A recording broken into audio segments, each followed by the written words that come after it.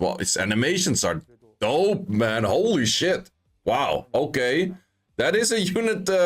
I definitely would say collabs with animes have just so much more potential for dope skills. All of those skills look really dope. Yo, what's up, guys? As you probably already have seen, we have the developer notes of Jujutsu Kaisen. Maybe you haven't seen the developer notes yet, but you have seen the notification about the collab. Jujutsu Kaisen, next collab, it's a anime from Japan. They have a whole bunch of backstory on this one as well, which they also mention, like when it was airing, how it was running. I think it's probably popular because most of my friends that do watch anime have all seen this and all recommended me to watch it. I'm that kind of guy. I get too many animes recommended and therefore I don't watch anything. You probably know those kind of people as well. They watch everything and they're like, this is good, that is good, that is good, that is good, that you should watch everything. It's like, yeah, I don't watch that much anime, but I did start watching it. It is pretty cool. It is pretty cool, definitely. So curious to see how that will go. We'll check out this video in a second as well. Yeah, I would say just in general, these characters just look dope. So that is already a good thing for the collab in the first place. So this is pretty much like a little bit of a backstory of like when it was airing, how it was going. It's pretty much a story about a bunch of sorcerers defeating curses, and well, that's just really in a really short way to how to say it. My Japanese is not that good. I didn't see that much of the anime, so I'm gonna hella butcher those names, that is for sure. So yeah, this is just a little bit of backstory, and then we also already show a little bit about the skills of some of the characters. So, okay, I do notice that that's going a little bit far off screen. Let me fix that. Thing to keep in mind, we do not know multipliers, we do not know base speeds, we do not know base damage, we do not know speed leads or any leads. Reading those skills doesn't necessarily mean like, oh, A is good or B is not good, if it just reads good or bad.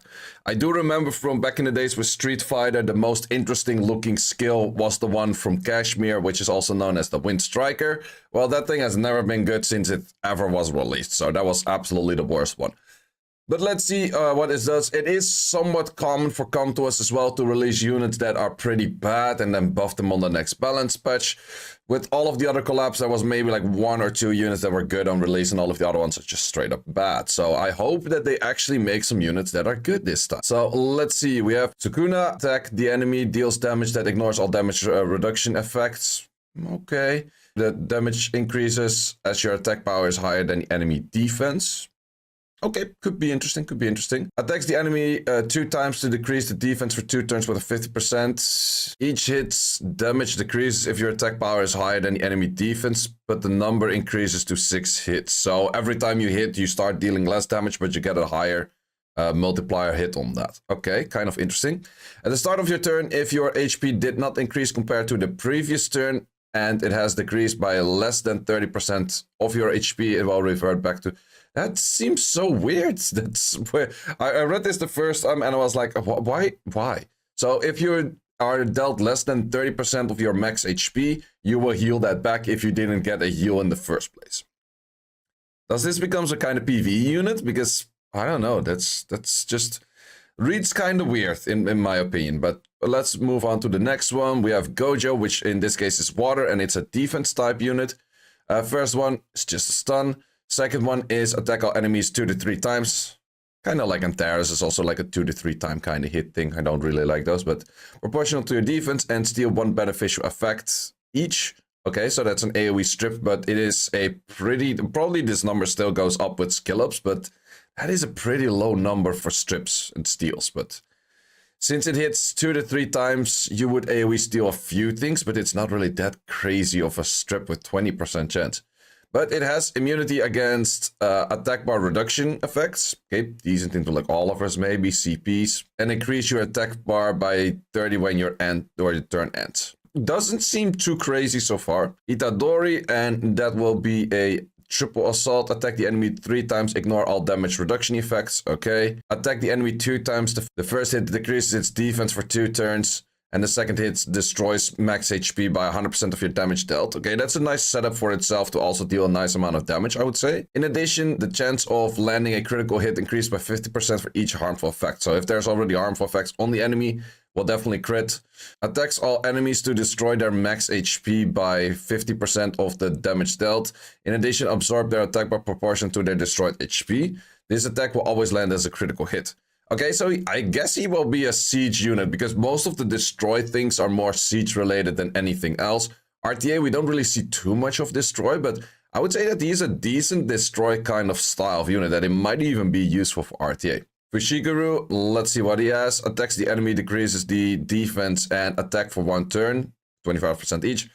Interesting to have that in 1 skill, but 25% is not that much. Attacks the enemy to remove 1 beneficial effect with 70% chance and absorb its attack bar by 30% with a 70% chance. Okay, I guess. Grants invisibility for 1 turn on all allies, increase the attack power for 2 turns and increase the attack bar for 20. Interesting for like a Katarina kind of thing, or well, it's mainly just Katarina, I guess, but would you really use this next to Katarina? I don't know. Semi-interesting, but let's see. Gugisaki, and let's see what she has. She is the one with the dolls and that kind of stuff. And the nails.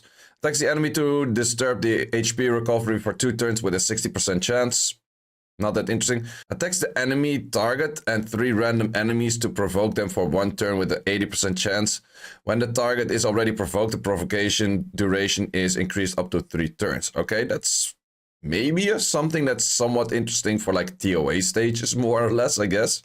Like the TOA, especially the COA stages, provokes are pretty interesting. In here, while we do see, like in RTA, we do see the Dark Indra being used. It's decent for its provokes as well, but is it really insane? I'm not too sure, but could be a something. Attack one of the enemy targets that you attack during turn 1 to deal 40%. Okay, I guess this would be a passive then or something. Then during turn 1, and then you deal enemy max HP damage. Okay, interesting-ish, interesting. So yeah, then they talk about a few of the skills that came from the animation, how they thought about it from the animation. Keep in mind that these are not showing all of the elements yet, which in most cases, if we do see all elements, then there's a few in here that will probably be a lot better than the ones written down. This is the thing that we have also seen for the other collabs, which is definitely always cool. We get a boss rush and we get a sorcerer quest. They did talk about the boss rush, which is a battle consists of 10 waves, where I guess you just fight different bosses, which I guess is pretty dope actually. Because every boss has a different mechanic. Some bosses, a lot of the bosses, you want to lure them because you want to push back them. But if you're fighting against the PC-10, then you don't want to push back, because every time you push back, you give a turn to the boss. So for that reason, I guess that this boss rush is kind of funny. You can also get like the Dimension Hall boss or Tataro's Labyrinth boss or something like that. So that is actually pretty cool. Never seen that before. We do have a ranking for that. I guess it wouldn't be too hard because you get weekly rewards from it and that kind of stuff. But might actually be pretty funny to craft a team for this. Like the boss rush thing, I think is actually pretty cool. So definitely curious to see how that will work out. We're going to have the event dungeon again, and they're going to make it like Shibuya. I saw some on the video on it, how that looks like. That looks actually pretty dope. So we're going to have this, the same that we had during the AC collab. Was pretty easy to clear even on like completely new accounts. If you just get all of the upgrades on the collab units, you can easily clear this even without using any of your own units. You have that thing that characters can be used in battle, but if they die, wait, I think it is somewhere. Is that mentioned somewhere? Yeah, the monster defeated in battle cannot be used again. But if you leave just before you end the stage, they don't necessarily die, and then you still can use them again. It is something. And in this case, you just want to go for all of the elite stages, because elite stages just gave way better rewards. That's the main thing. One of the bosses looks pretty dope. Looks pretty cool. I'm not too familiar with these bosses, these skills. I think we're just gonna see the moment that they are there. We do have a decent amount of rewards, spend the blessing, bunch of good stuff. So yeah, and then we have the typical monster or the Master X in the rifles. We have emojis, of course. Everything is emojis these days. And then a bunch of these quests, which are just gonna give rewards as well. So pretty nice stuff. And these are all of the places where you can summon these things for. And I think it just simply includes everything. So we also have the Jujutsu Kaisen EVA scrolls itself.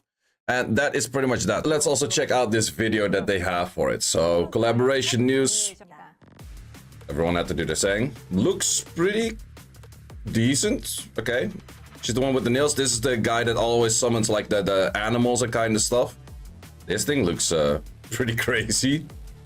I would say for looks pretty nice. I guess that was one of the mock battles if I saw the background right. I think in general the art style of these characters are pretty cool. Yeah, I'm pretty curious about that boss rush. Boss rush does seem pretty interesting. Okay. getting in the island. I do see a new building. This is definitely a new building that we saw over there. I'm not sure what that is. Yeah, that's always the thing with the collabs in the first place. Like, are they looking very out of character for like Summoners War in the first place or not? But I think for these, they look pretty decent. They definitely feel pretty fitting, I would say. Yeah, this is the first time we have a collab with a anime rather than a game, because all of the other ones were always games.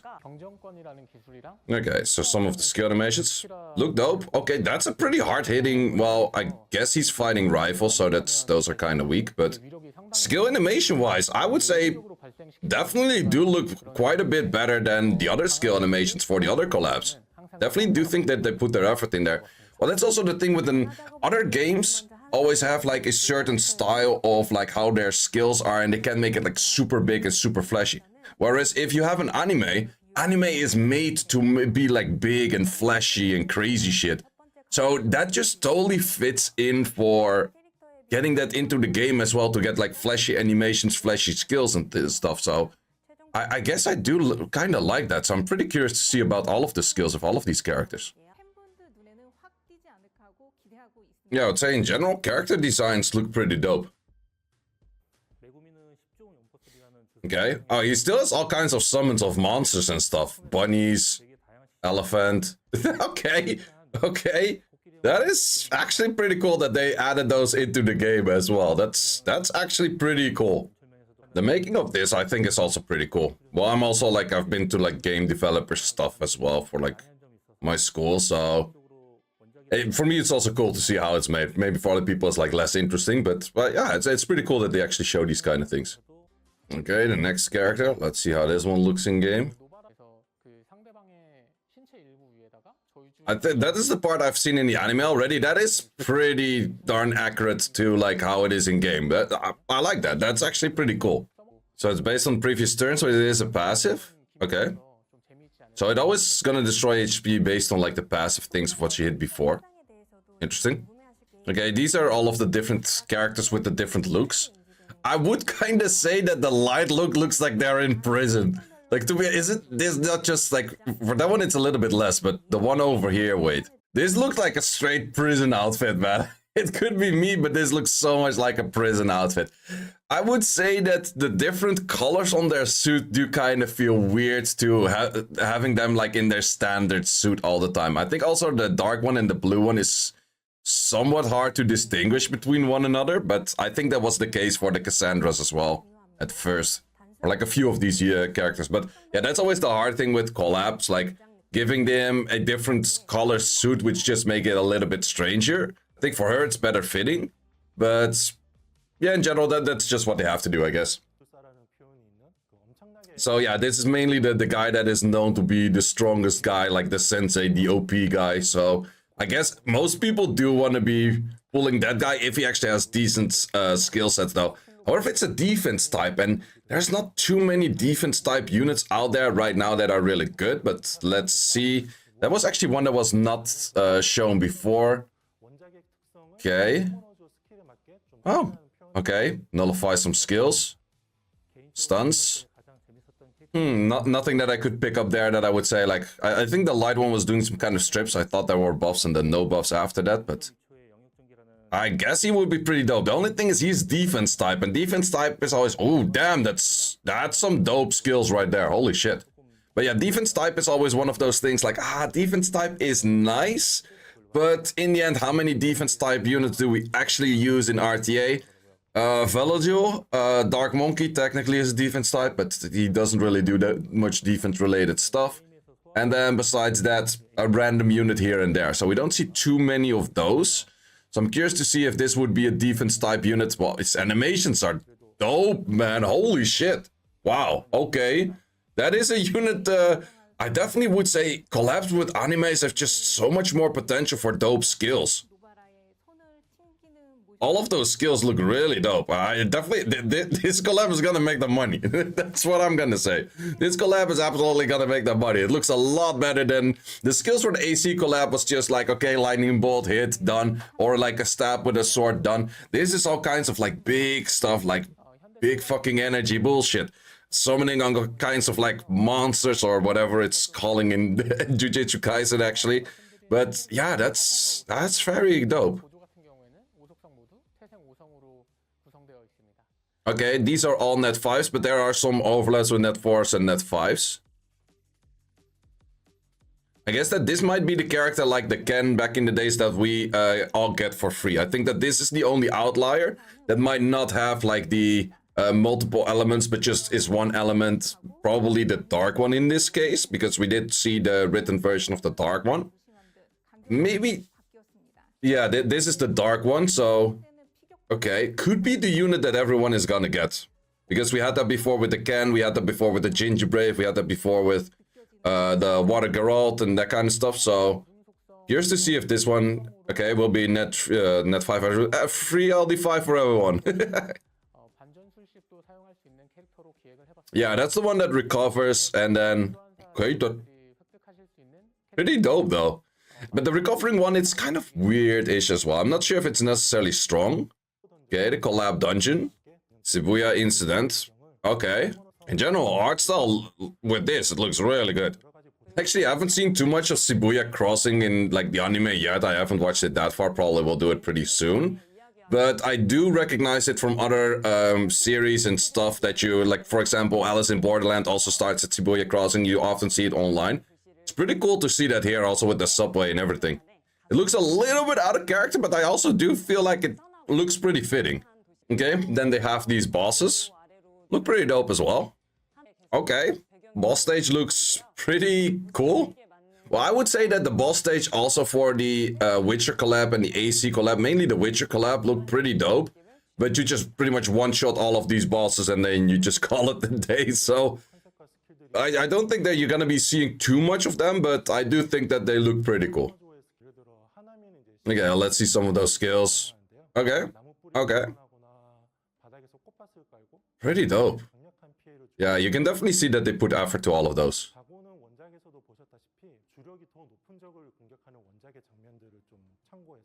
Okay.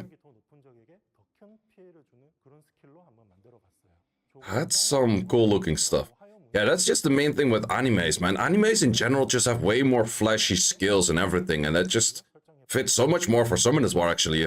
Yeah, also how they walk in. That's also pretty dope. I like that. Very well done. Oh, this is the boss rush. I'm pretty curious about this because, well, PvE guides making kind of stuff and like theory crafting on PvE things. I think the boss rush might be pretty interesting. I hope it's really not too easy. Because if they put it like full-on difficulty where you would actually have to fight all of the bosses on full strength right away, might be pretty difficult if you get like some dungeons that are just very different mechanics than some previous dungeons. Okay, they didn't show too much about it on the boss rush. That's too bad. I'm very curious about the boss rush. Ah, yeah, they put, that's the building I spotted earlier as well. Okay, that's all for now, but definitely does look very dope. I'm very curious to see how this one will work. Definitely will be streaming it on the 30th of July, the moment it is hitting on the patch itself. Hope you did enjoy this video and see you in the next one. Thanks for watching. If you would like to see more guides, join the Discord and check out the content tab, which has the dungeon guide archive and the video guide archive, which contains all of the guides that you need. Hope to see you there.